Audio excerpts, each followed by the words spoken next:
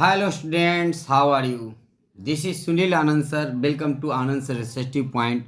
Today I am going to start chapter number 10 of class 7th geography, which is life in the tropical and subtropical region. तो आज मैं आपके geography का class 7th के geography का chapter number 7 शुरू करने जा रहा हूँ, जिसका नाम है life in the tropical and सब ट्रॉपिकल रीजन। तो आइए शुरू करते हैं। ट्रॉपिकल रीजन 20 डिग्री नॉर्थ से 20 डिग्री साउथ के बीच में ट्रॉपिक ऑफ कैंसर और ट्रॉपिक ऑफ कैप्रिकॉर्न दोनों ओर अवस्थित है। अमेजन बेसिन इस क्षेत्र में पड़ने वाला सबसे बड़ा रिवर बेसिन है। दूसरी जो सब ट्रॉपिकल रीजन में बहने वाली नदियां हैं वो भारतीय सब कॉन्टिनेंट की नदी है गंगा और ब्रह्मपुत्रा। तिब्बत से लेकर के भारत और बांग्लादेश में बहने वाली नदी ब्रह्मपुत्रा है। इसी प्रकार से तिब्बत, भारत और पाकिस्तान से होकर के बहने वाली नदी इंडस है और इनके बीच में गंगा, जमुना और ब्रह्मपुत्रा का बेसिन का निर्माण होता है जो भारतीय सब कॉन्टिनेंट में बहते हैं। ये सब ट्रॉपिकल रीजन में पड़ता है। तो आइए हम सबसे पहले देखेंगे ट्रॉपिकल रीजन में अमेजन रेन फॉरेस्ट के बारे में। अमेजन रिवर साउथ अमेरिका के सबसे महत्वपूर्ण नदी है और यह सबसे ज़्यादा पानी इस नदी में बहती है। Amazon river starts from Andes mountains and drains into the Atlantic ocean. Andes पर्वत श्रृंखलाओं से निकल करके अटलांटिक ओशन में बहने वाली नदी ये दुनिया की सबसे बड़ी नदी है। करीब 1000 से ज़्यादा ट्रिब्यूटरीज इसमें मिलती है और इसीलिए यह दुनिया का सबसे बड़ा रिवर बेसिन का निर्माण करती है। Amazon river basin Brazilian highland और साउथ गुयाना के बीच में स्थित अमेजन बेसिन को अमेजोनिया भी कहा जाता है। नील के बाद दूसरी सबसे लंबी नदी भी अमेजोन ही है, जिसकी कुल लंबाई 6280 किलोमीटर है। यह काफ़ी चौड़ा एस्चुरीज का निर्माण करती है। चूँकि ये नदी काफ़ी गहरी होती है इसलिए इसे बहुत से बोट्स बहते हैं और इसकी सबसे गहरा क्षेत्र मनाउस के पास है। एक व्यक्ति थे, यूरोपियन व्यक्ति थे जिनका नाम था विंसेंट यानेज पिंजोन। उन्होंने सबसे पहले इस क्षेत्र को डिस्कवर किया था, डॉक्यूमेंटेड किया था। इस क्षेत्र तो पहले से ही था लेकिन वहाँ पर पहुँचने वाले पहले व्यक्ति थे विंसेंट यानेज पिंजोन। यहाँ की क्लाइमेट ये इक्वेटोरियल रीजन में पड़ता है और इसलिए बहुत ज़्यादा गर्मी यहाँ पड़ती है। हॉट और वेट क्लाइमेट पाया जाता है सालों भर। तकरीबन टेम्परेचर बहुत ज़्यादा होने के कारण ह्यूमिडिटी ज़्यादा होती है जो लगभग असहनीय होती है। 250 सेंटीमीटर से ज़्यादा यहाँ वार्षिक वर्षा रिकॉर्ड की जाती है और कोई सूखा सीजन यहाँ नहीं होता। दोपहर के बाद लगभग 4 बजे के संध्या के आसपास में यहाँ डेली बारिश होती है और बारिश में लाइटनिंग भी होती है और गरज के साथ लाइटनिंग के साथ यहाँ डेली बारिश होती है। ये लोगों के जीवन को काफ़ी ज़्यादा प्रभावित करता है। ये अमेजन रेन फॉरेस्ट को आप यहाँ देख सकते हैं किस तरह की नदियाँ हैं और किस तरह से सघन वन है। आप इसमें देखेंगे तो कहीं भी गांव शहर नहीं दिखेगा, सिर्फ नदियाँ, जो बहुत सारी नदियाँ हैं इसमें मिल रही हैं, पानी दिखेगा। तो ये अमेजन रेन फॉरेस्ट का एक चित्र है। Natural vegetation the Amazon region experiences high temperature and heavy rainfall throughout the year. यहाँ सालों भर काफ़ी ज़्यादा गर्मी पड़ती है, बहुत ज़्यादा बारिश होती है, इसलिए यहाँ वर्जिन फॉरेस्ट पाया जाता है, खास करके इक्वेटोरियल ट्रॉपिकल रेन फॉरेस्ट के पास में। और ये रेन फॉरेस्ट है पूरे दुनिया में रेयर टाइप का रेन फॉरेस्ट है। Unique vegetation called Selvas is created by thick cover of plants and trees of the Amazon.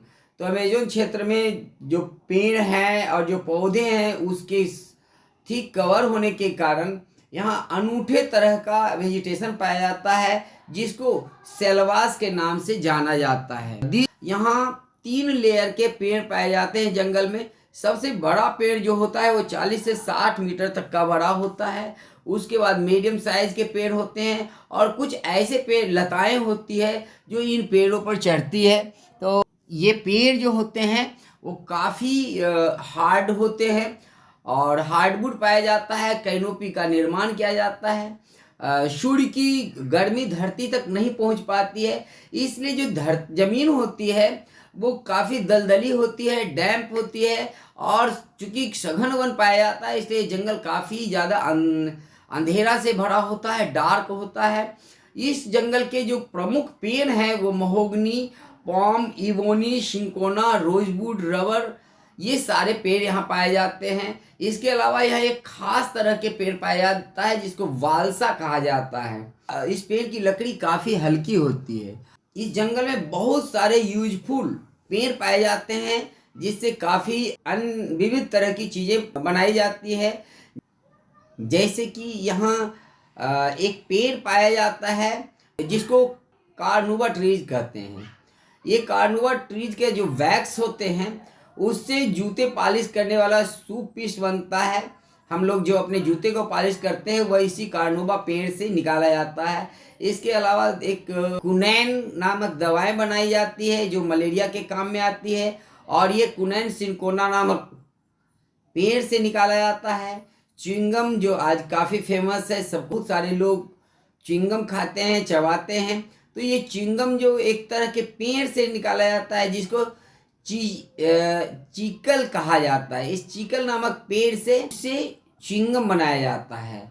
वालसा के जो पेड़ होते हैं उसे राफ्ट्स यानी नदियों में जो नाव बनता है, एक तरह राफ्ट लंबा लंबा जो नाव होता है उसको राफ्ट्स कहते हैं। और हवाई जहाज़ के मॉडल्स वगैरह बनाए जाते हैं।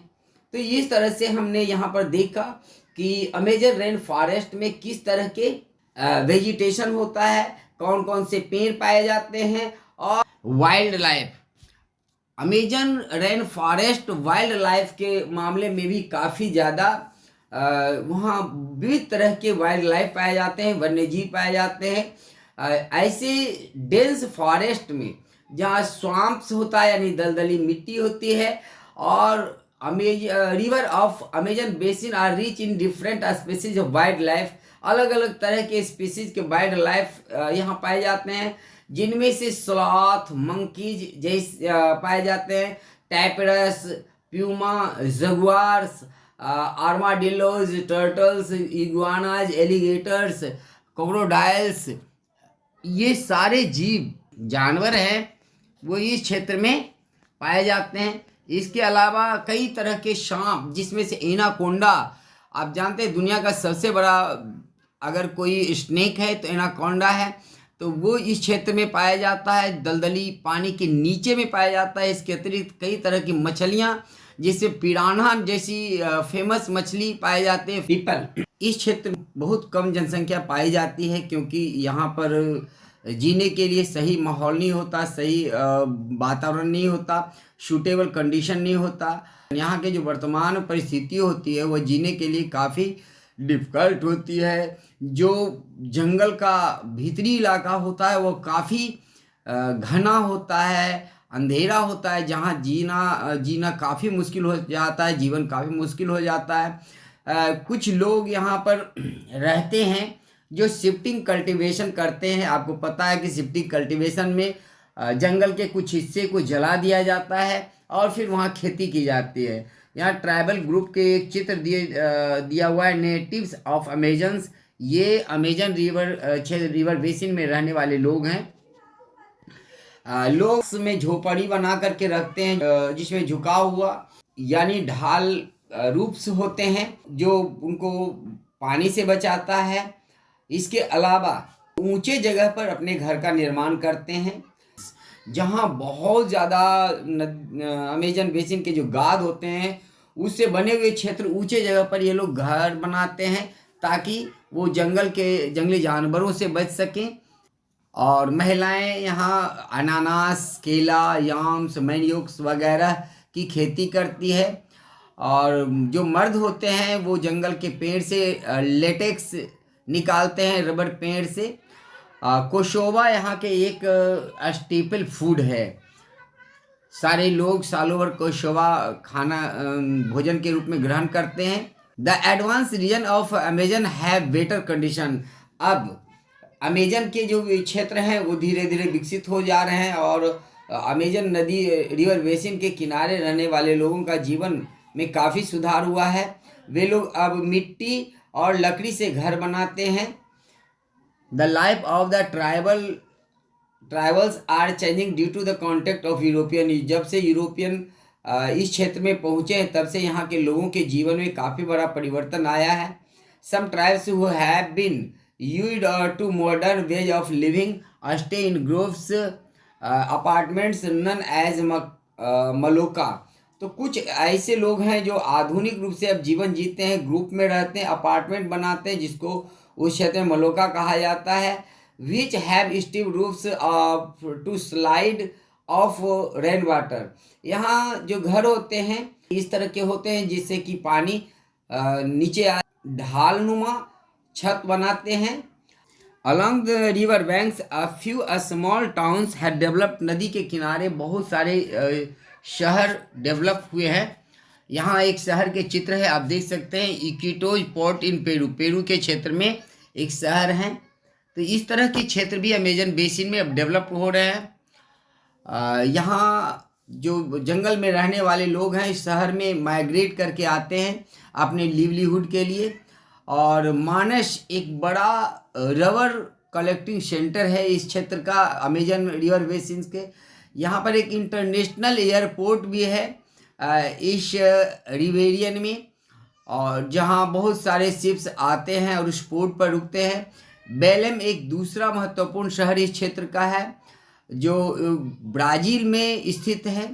Near the mouth of the Amazon river, जो अमेजन नदी है उसके मुहाने पर वेलम शहर बसा हुआ है। तो यहाँ पर हम ट्रॉपिकल रीजन में स्थित अमेजन बेसिन क्षेत्र के बारे में हमने देखा। अगर इसमें कोई बात समझ में नहीं आया हो तो आप हमसे पूछ सकते हैं। 2 क्वेश्चन है। पहला क्वेश्चन है, located in the equatorial region the climate of the Amazon basin is hot and wet. यानी इसमें ए सही होगा, आप लगा लीजिएगा, इसका हॉट एंड वेट सही होगा। अमेजन बेसिन इक्वेटोरियल रीजन में है, वहाँ का जो जलवायु होता है वो गर्म और आर्द्र होता है।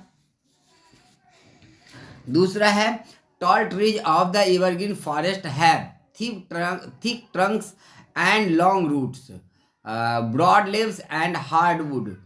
तो इसमें क्या होगा, ब्रॉड लीव्स एंड हार्डवुड। इस वीडियो में इतना ही। नेक्स्ट वीडियो में सब ट्रॉपिकल रीजन में जो क्षेत्र पड़ता है खास करके गंगा ब्रह्मपुत्रा वाले क्षेत्र, उसके बारे में हम आपसे चर्चा करेंगे। Thank you for watching.